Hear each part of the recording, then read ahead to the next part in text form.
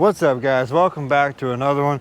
Got Luisa out here with me. It's a Saturday. Most of the public spots are crowded, so we're hitting these little small but more private little dog parks in Madeira Beach. There's a bunch of them, and they're usually pretty empty. So we did really good on Sheepshead at one of them last time. We're gonna start off at this one, move around until we find the fish. But we got fiddler crabs, and I stopped at the tackle shop, picked up some live shrimp on the way here. Fiddler crabs, of course, is gonna be for Sheepshead. You can catch drum on them, but there's a lot of things you can catch on shrimp, like flounder, redfish, trout, snook, but unfortunately also pinfish. But we're gonna cast some lines out, see what we can get into.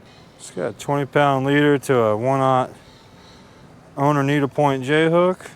A little split shot on there. On my toadfish convict rod, I think it's spooled with like 15-pound braid, maybe 10.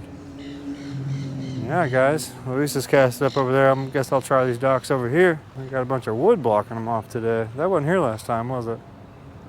Well, anyway, let's fish around it. See what we can make happen.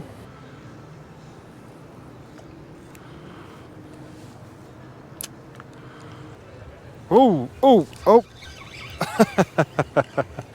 First fish of the day. Imagine that. A piniard.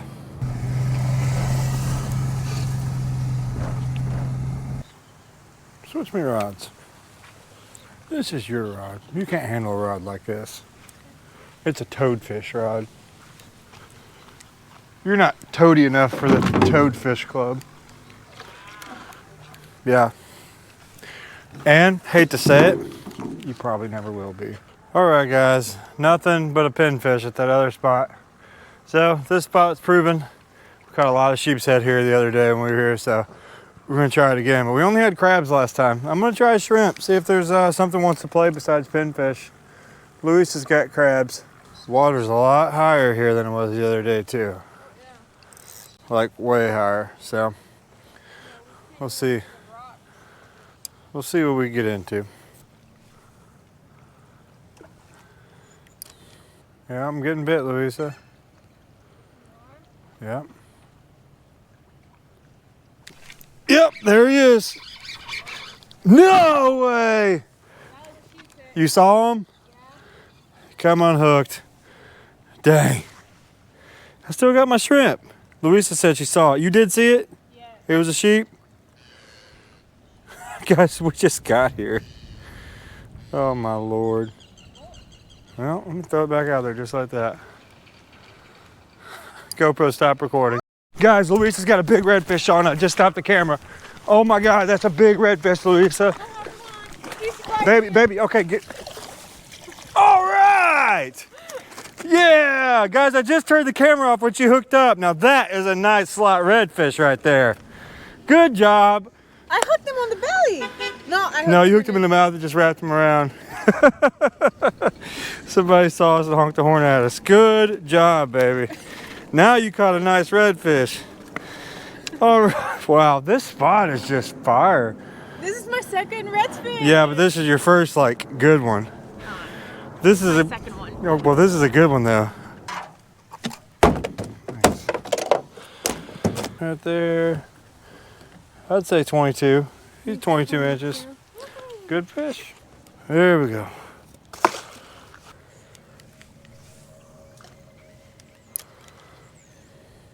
Uh-oh. Am I getting picked up? Something's messing with it. Something's messing with it, y'all.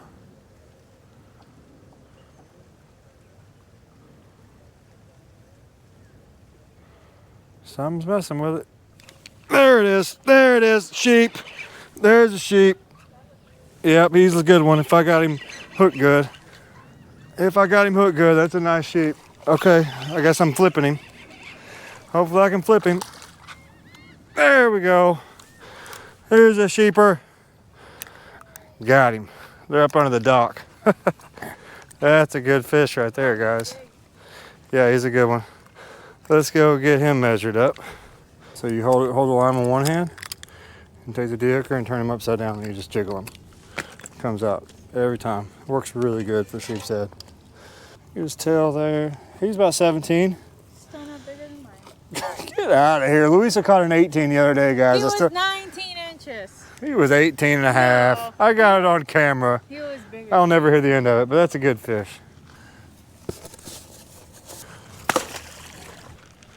Oh, you got one? Yeah, too small. Yep, get him up here. Yeah, look how many people pay to go on this. Oh my gosh. Oh, no. Well, Oh my god, they're really slow. apparently we're not the only ones that know about the fish here, guys. See that big pot of dolphins just came through? Yeah, they need to get out of here. That'd be crazy to get our fish stole by a dolphin right here from the bank. It could happen. You on? Yeah. Luis is on. I'm trying to bait up a crab. Yeah. I thought I lost. Ooh. Is he giving you fits, baby? There you go. Good sheep. Well, heck, if you're gonna lift him up, flip him. All right, Luisa with another keeper. That one's probably 15 or 16. Man, they're on here, aren't they? Here we go, 14-inch sheep, guys. Good job, Luisa. You're the best fisherman ever. Well, I'm out fishing here. So.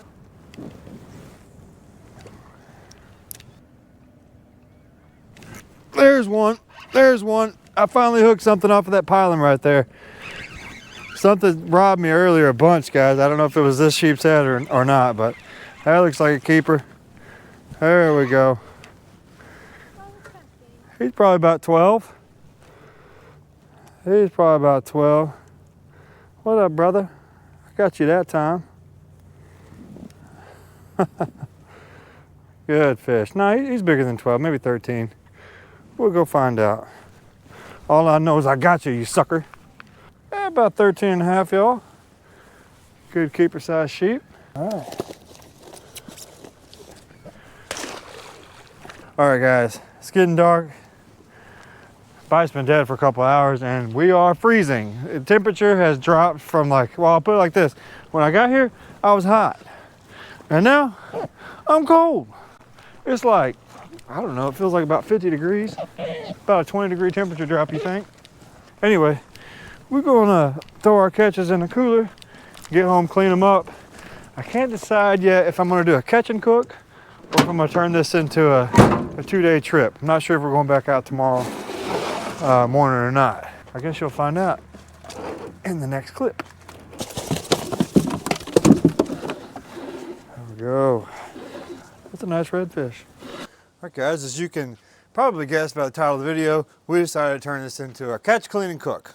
Some things that I suggest you get, maybe not need all of them, but this is what I use. Some Gorilla Grip gloves, fillet gloves from Walmart. They're like 10 bucks. They keep you from getting your hands all cut up. These fish got a lot of things that can poke you and cut you. You might accidentally slip with the knife. I've done it. I've had some nasty slices in my fingers, so I just wear gloves. Knives. This must-have knife, I don't really know what exact model it is, but it's thick and it's really good for cutting through the scales, which we'll show you here in just a second. And then I got this Danco. It's a 6-inch knife. Picked it up at the bait shop, Lunar 1.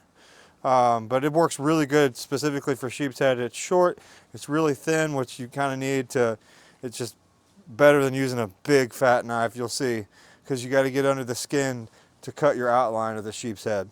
I'm going to clean the sheep's head first, then we'll get to the redfish. And the most important thing, you got to get you a knife sharpener. I picked this up on Amazon. It is Kitchellen's, I don't know, probably some Chinese craft that originally came from Temu, but either way, just get you a good knife sharpener, because these sheep's head, their scales are like armor and they will do some damage to a knife. But I've already sharpened my knife. And I also want to add, whenever I throw my fish in the cooler, I cut their gills right here on both sides. I just get in here and I cut their gills. I'm not gonna do it right now.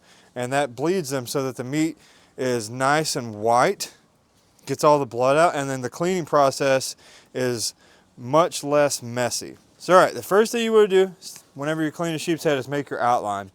Again, there's 100 different ways to do this, but this is just the way that I do it. So I use my thick knife and I cut an outline. I go around the head first. So you start here and you want to cut into the fish. And all the way to the top of their head, and then I go all the way down to their stomach. Then I take my thin knife, and as you can see, there's a skin flap right there. See, there's a flap between their spine and the fillet right there. You can get your knife up under there and easily cut that outline all the way like that. And my neighbor's over there working in his garage, so I'm sorry if you guys hear background noise.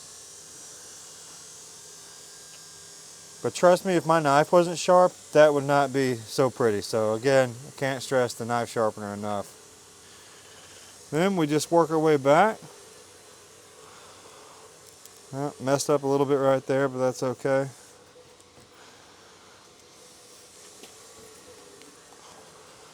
All the way to the back. And then when I get to the tail, I like to stick it through.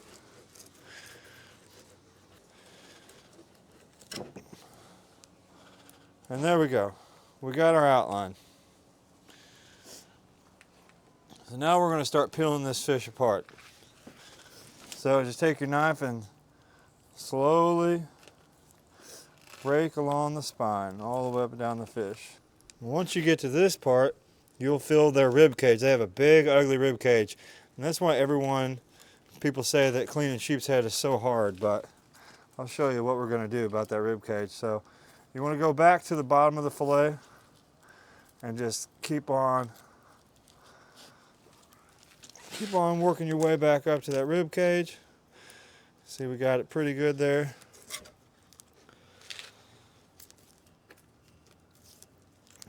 And so now we're just going to actually do our best.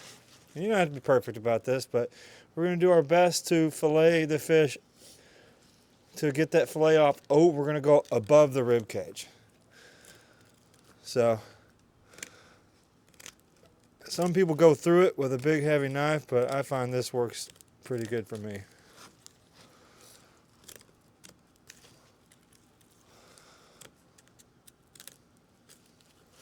There we go. Now we're on top of it. Now it's pretty easy to just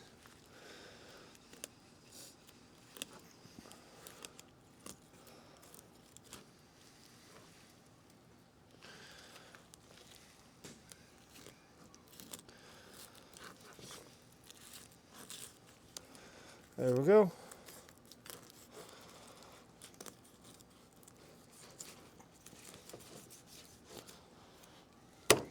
There you go, guys. You can see, got that pretty good. There's your fillet. Once I get them like that, then I just take my knife, get under there, get a good grip on the tail part, hold it, just slowly press down and slide your knife through that fish. Boom. There you go. Beautiful. So, there's the first part of the fillet, and there's the second part. So, right here where all this red is, that's their bloodline, and there's also a bunch of pin bones in there. Some people will cook this whole thing, but me, I start here and I cut right there and then right here. And that'll get all the pin bones out and the nasty blood for the most part. And there's still a little on each fillet, but that is, yeah, I'm not going to eat that. Cats can have that. All right, time to do the redfish. Pretty much very similar to the sheep's head. I just start there and cut up to the head. Now again, the reason why I use a thick knife for that part instead of my thinner knife is because that's what really damages your knife, is cutting through those scales. There we go, we got that part. Now, for our outline,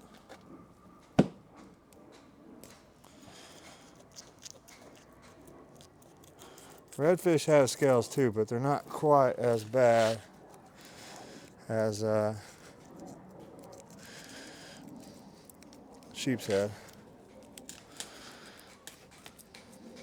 This guy's, maybe my knife needed sharpened already after that last sheep's head. There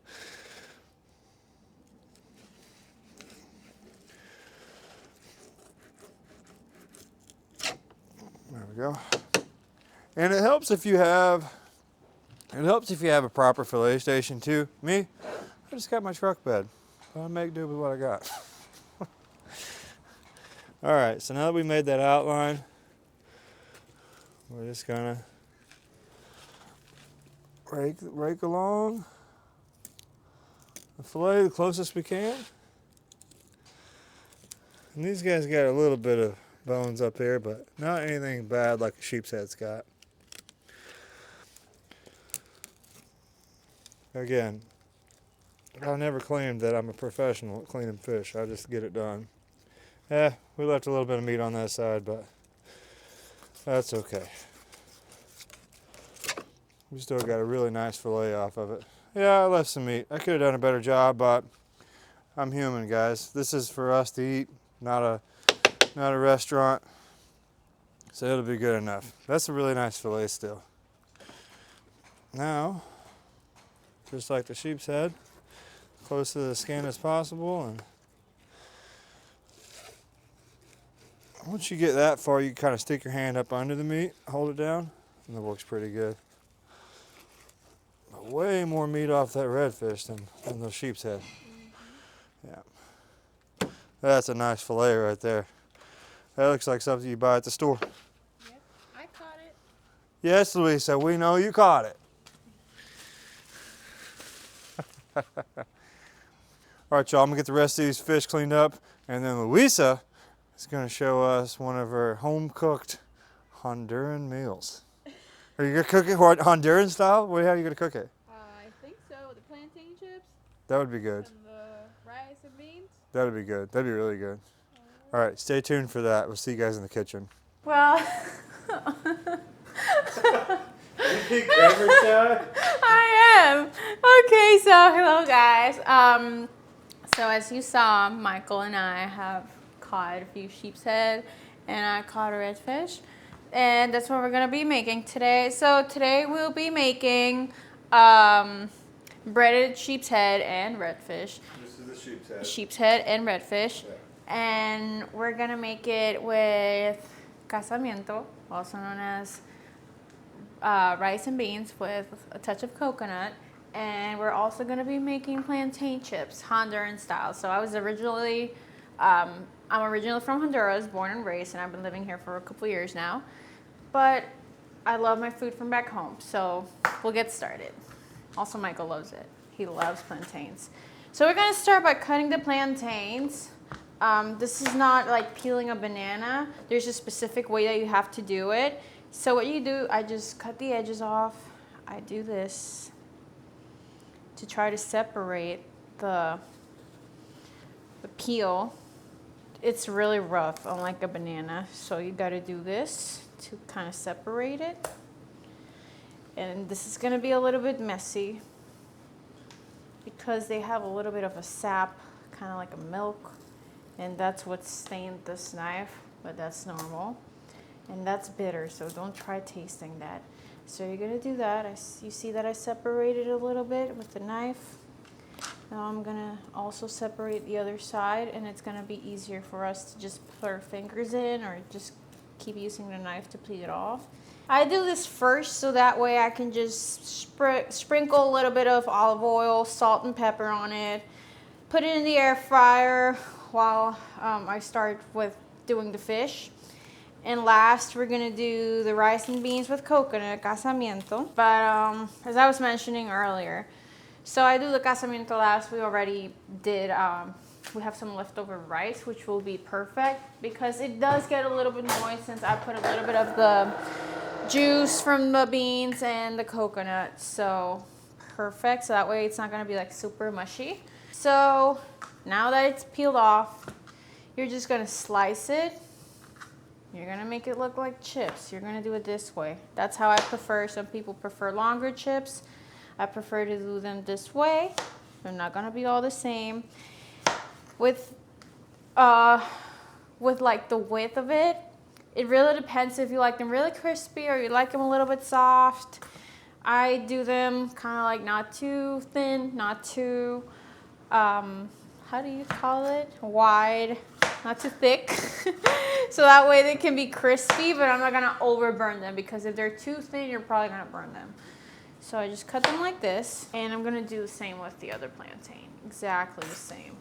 Okay, so I just cut them. I'm just gonna put all of them in the air fryer basket. Originally, they're supposed to be fried, but we don't do that here. We're health conscious-ish. So you're gonna put your plantain chips there. I like using the oil like this because it gives them more of the feel of being deep fried. I just sprinkle them like that. Like, I'm trying to use not that much, but whoops. We're gonna do that. We sprinkle some pepper and a nice amount of salt. You can put more salt if you want to when they're fresh, after they're like freshly cooked. Then it's a lot of salt. It ends up falling off and you're gonna do this. So now they're ready to pop in the air fryer. I usually leave them about 12 minutes, I would say, but it really depends how crispy you want them.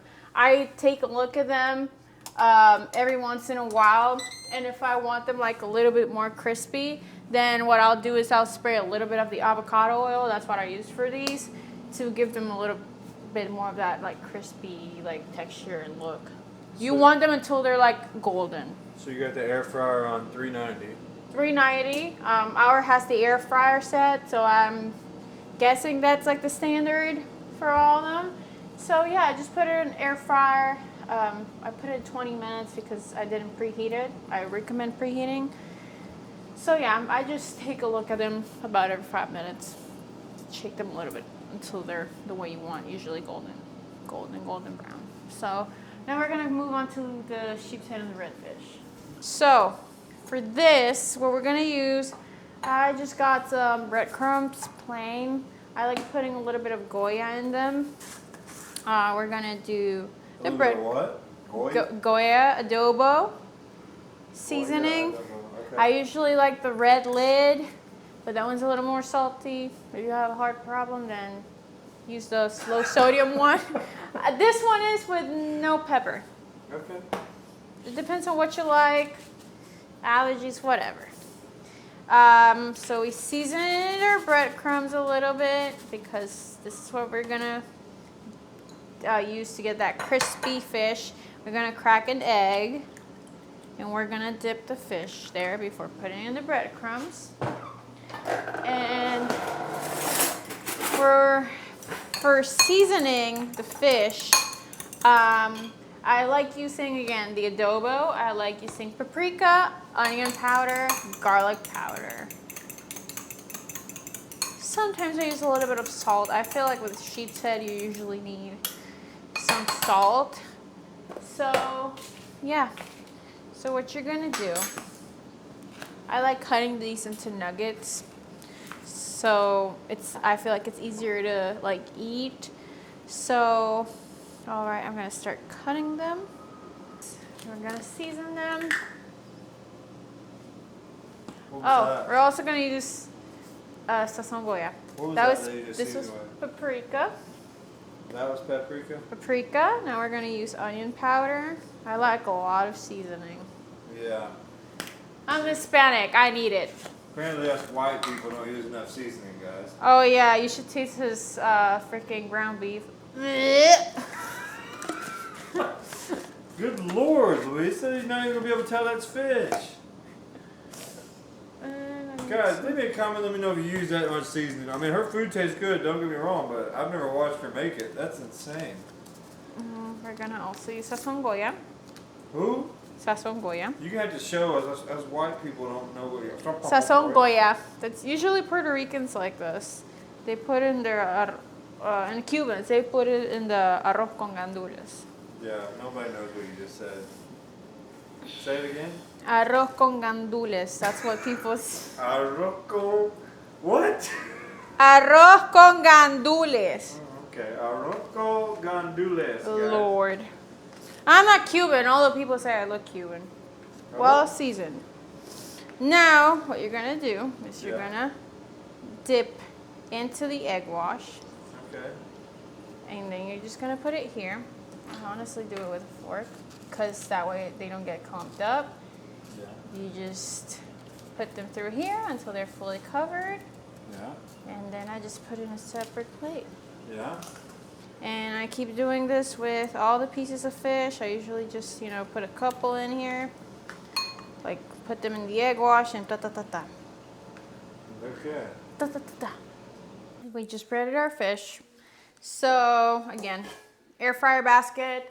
I like using avocado oil, healthier for you, helps with taste. So you're just gonna do this. It's just so it doesn't stick. And then I just pour these like this. One of them fell. I just put them in there.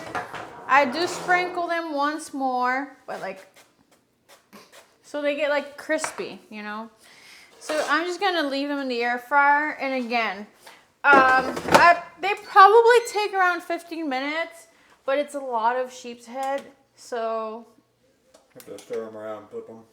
I usually just like shake them. Shouldn't you like split them into 2 baskets? Would that be better? This one's dirty. Okay. So what I do, I usually just flip them. I just like give them a good shake, and Okay. they're gonna be fine. Okay. So yeah. Okay, guys. So for the casamiento, rice and beans and coconut, we're gonna start with opening a can of black beans. You can use either red or black. Honestly, I prefer black for this recipe. Put Pam or anything in the pan? No, I don't. Okay. We're just gonna let the beans get a little bit warmed up. And after they're a little bit warmed up, then we're gonna go ahead and we're gonna put the rice in. We had leftover rice and it's a lot. And also it's better so that way it doesn't get like super mushy. As a last, I like to use the coconut as a last touch when everything's a little bit more warmed up. This is the one that we're gonna use. We're gonna use Califia Farms. One that's really good if you want something like a little bit more creamy is, I think it's called Thai. It's like Thai brand. Coconut milk, and you can either use like the regular version, which is like a little more fatty, way more creamy. I find it more for like a pina colada or the white version, which is still really creamy. Really depends. You just got to give it a good shake, any kind of milk, before pouring it into your casamiento. Yeah. So now we're gonna pour in our coconut milk. Give it a little stir. Coconut, I love, this is one of my favorite compliments, or sides I think you call it, ever. I grew up eating this, especially because where my dad is from, it's like next to the sea. So usually you enjoy it next to fried fish, plantain chips and this. So yeah, after this, I love putting some garlic powder. You can cut garlic and just like pour it in there. I like using garlic powder. It gives it a really nice flavor. So then I just stir it up one more time, make sure that everything got a little bit of garlic powder. And then I'm just gonna cover it up probably for a minute, 2 minutes. So it's so the rice and the beans absorb the coconut milk. So the fish is done. Oh my gosh, that looks so fire. Bruh. It looks really good. Are you gonna try a bite? Hold on, let's try a bite. Hold on. We're gonna try a bite. Ooh, it is hot. It is really hot. I don't know if we should try a bite yet. It's like smoking.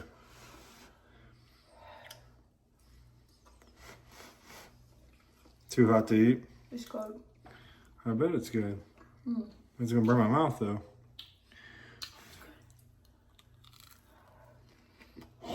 It's hot. But it's good.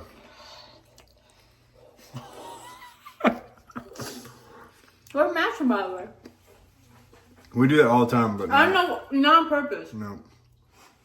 We dress up and we come up because we have like different rooms, different like closet rooms, and we're always matching for some reason. I don't know why. It's good. It's gonna be really good when we make a plate. Okay, this is hot. I'll be back.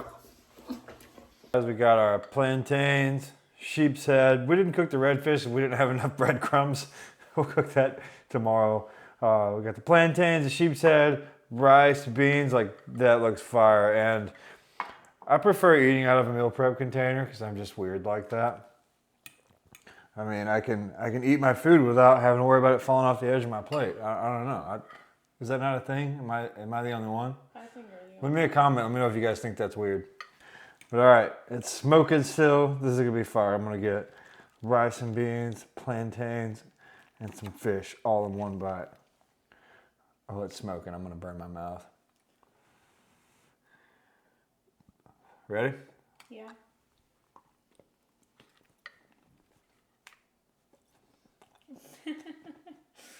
Wow. It's a lot better than the plain chicken that I cook, I'm not gonna lie. Oh yeah, his chicken is nasty. It's protein, okay? I'm a man. I'm a white man. I'm like the stereotypical cannot cook. Aren't we supposed to be able to barbecue though? Like white men, is that what we're known for? Barbecue? You never barbecue. But that's what we're known for. I didn't say me. You can't even barbecue. I have a grill. But you don't use it. I use it sometimes. I used it whenever the hurricane knocked the power out. Yeah, and that was what, back in October? It's been cold outside. All right, guys. Hey, if you enjoyed the video, make sure you hit the like button, subscribe for more fishing and cooking content. Let me know. Let me comment. Let me know what you guys thought about Luisa's cooking her recipe. It's pretty impressive. She goes like all out. Like I never seen anybody cook like this. But she's a really good cook. Food's really, really good. Kind of got me spoiled. So, all right. We'll see you guys in the next video.